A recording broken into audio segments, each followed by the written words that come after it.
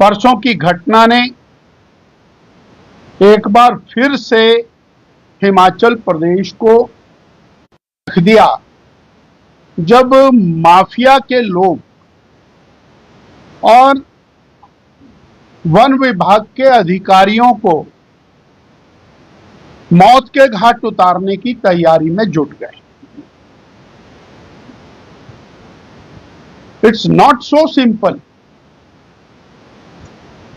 कैसे इतने बड़े हौसले बुलंद हो गए?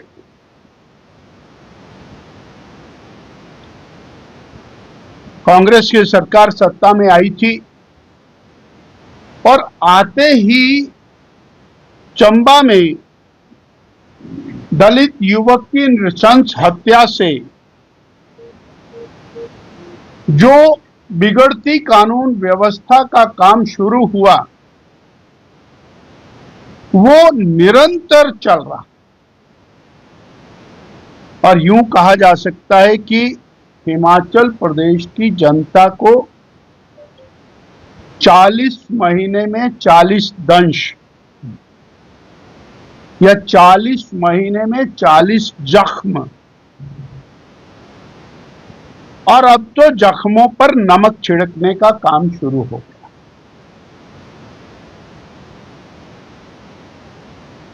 स्मरण आता है, मंडी में सब डिविजनल मैजिस्ट्रेट को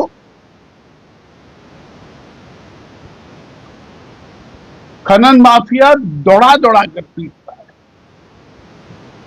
हड्डियां तोड़ देता है, कोई कार्रवाई नहीं। वही माफिया गैंग्स नालागढ़ में, बद्दी बरोटीवाला में, ऊना में, बिलासपुर में, सिरमौर में गैंगवार में तब्दील होती। हिमाचल प्रदेश में जिसकी कल्पना नहीं, वो सब हो गया। चंबा में वन अधिकारी को गाड़ी के पीछे बांधकर घसीटा जाता है और 2 दिन पहले एक वन अधिकारी को जमकर पीटा जाता है।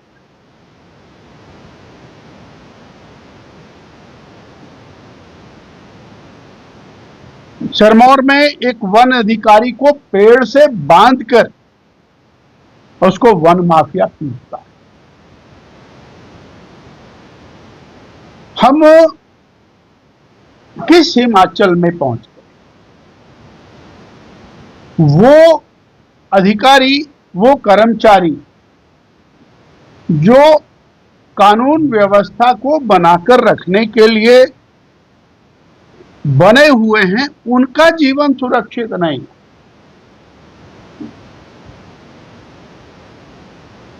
प्रदेश में वन माफिया, खनन माफिया, ट्रांसफर माफिया,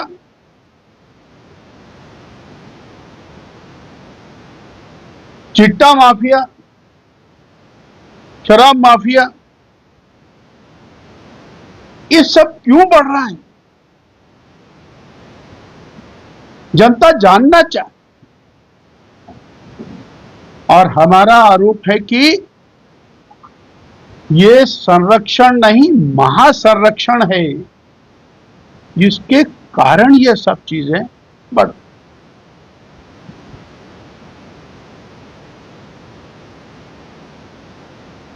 माननीय सुखविंदर सिंह सुक्खू जी की सरकार, और उन्होंने इस सरकार को नाम दिया व्यवस्था परिवर्तन का। व्यवस्था परिवर्तन के नाम पर जिस तरह से शिक्षा विभाग का पतन किया है, वो हिमाचल प्रदेश के जनमानस के समझ से परे। पहले स्कूलों को बंद किया, कभी 500 स्कूल, कभी 100 स्कूल, कभी 200 स्कूल, लगभग 1500 से ज्यादा स्कूलों को बंद किया। उसके बाद एक नया शब्द निकाला, हम बंद नहीं करेंगे, हम राशनलाइज। फिर उसके बाद लगभग 400-500 स्कूल राशनलाइजेशन। उसके बाद एक नया शब्द निकाला, मर्ज। अब ये मर्ज भी कोई नया मर्ज हो गया। आए दिन उठाते हैं और कन्याओं के स्कूल को बॉयज में, बॉयज के स्कूल को कन्याओं में मर्ज करने के नाम पर स्कूल को बंद कर दे। और ये मर्ज इंग्लिश का मर्ज नहीं, वास्तव में तो ये उर्दू का मर्ज हो गया। मर्ज बढ़ता गया ज्यों ज्यों दवा की, ये मर्ज बढ़ ही रहा। और अब तो हालत ये हो गई है कि कौन सा स्कूल कब बंद हो जाएगा इसका अनुमान, कौन सा कॉलेज कब बंद हो जाएगा इसका कोई अनुमान। इतने दूर दराज के स्कूल, इतने दूर दराज के कॉलेजेस व्यवस्था परिवर्तन के नाम के ऊपर शिक्षा का भेड़क। पहले आनंद फानन में इंग्लिश लागू कर दी, तैयारी कोई नहीं थी, अध्यापकों की तैयारी नहीं, स्कूलों की तैयारी नहीं। उसके बाद आनंद फानन में सीबीएसई शुरू कर दिया।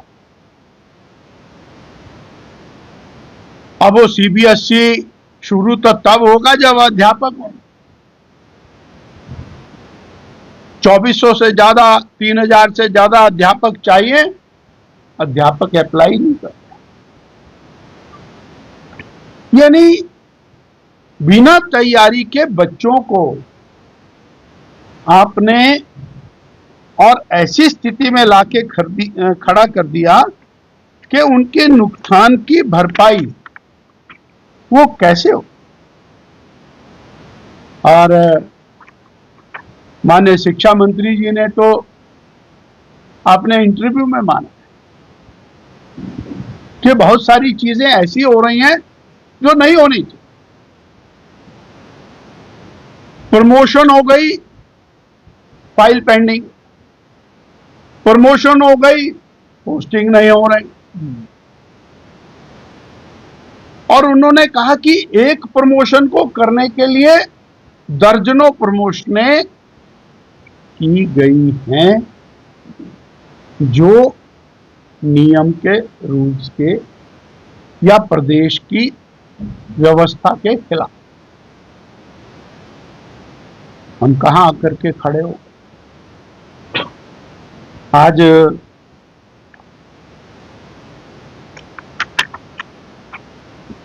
और मैंने कहा 40 महीने, 40 जख्म ये सरकार बनी और जनता को डायरेक्ट टैक्सेस के रूप में जख्म देने का काम शुरू। सरकार का सबसे पहला फैसला 7.5 रुपए लीटर डीजल के ऊपर वैट लगाना, और प्रत्येक व्यक्ति उस वैट से प्रभावित हुआ। एक अनुमान के अनुसार 40 महीने में लगभग 8,000 करोड़ रुपया सरकार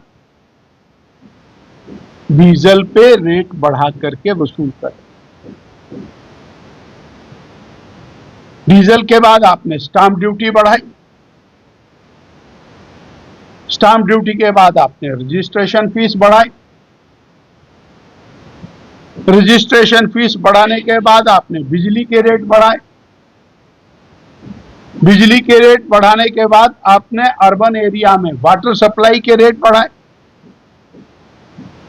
उसको बढ़ाने के बाद आपने एचआरटीसी में किराए को बढ़ाया, किराए को दोबारा फिर बढ़ाया, आपने दोबारा से बिजली के ऊपर फिर सेस लगाए,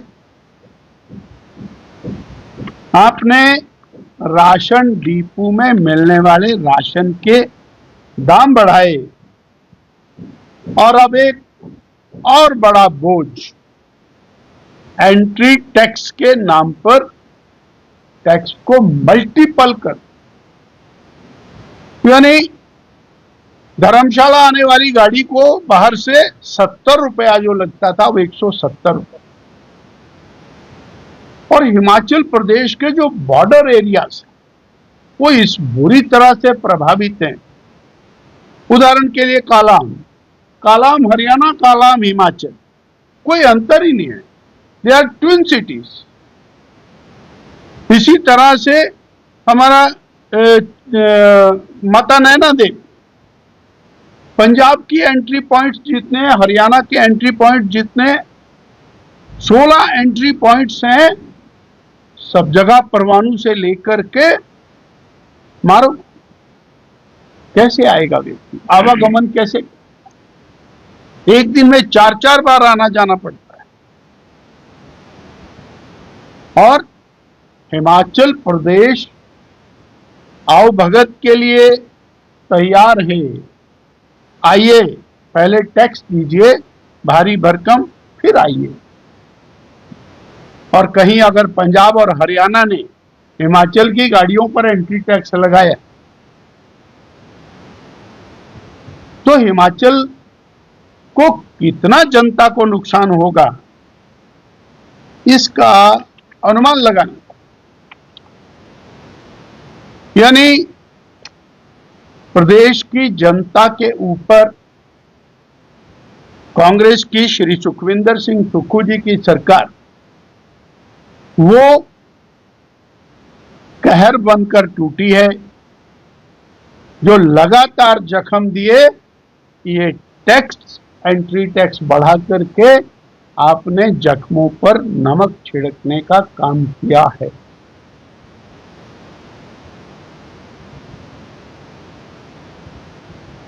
सरकार जिस तरह से आपस में उलझी हुई है वो उलझती रहे, कोई चिंता नहीं, पर प्रदेश की जनता को उसका भारी और नुकसान झेलना पड़ रहा है। इतना मुझे आपके साथ आज साझा। धन्यवाद।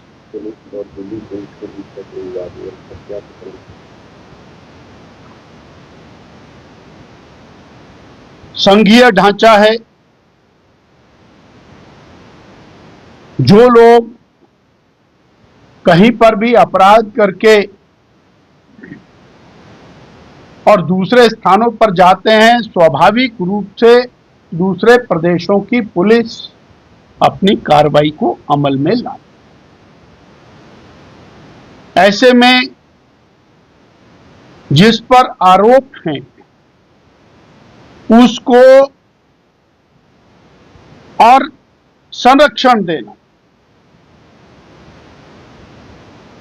ये वास्तव में प्रदेश सरकार के ऊपर बहुत बड़ा ब्लॉट है। और इतना ही नहीं,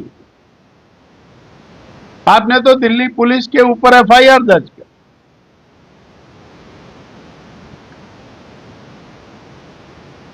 जिन्होंने भारत की छवि को दुनिया में दागदार करने का काम किया। ऐसे लोगों को सुनियोजित शेल्टर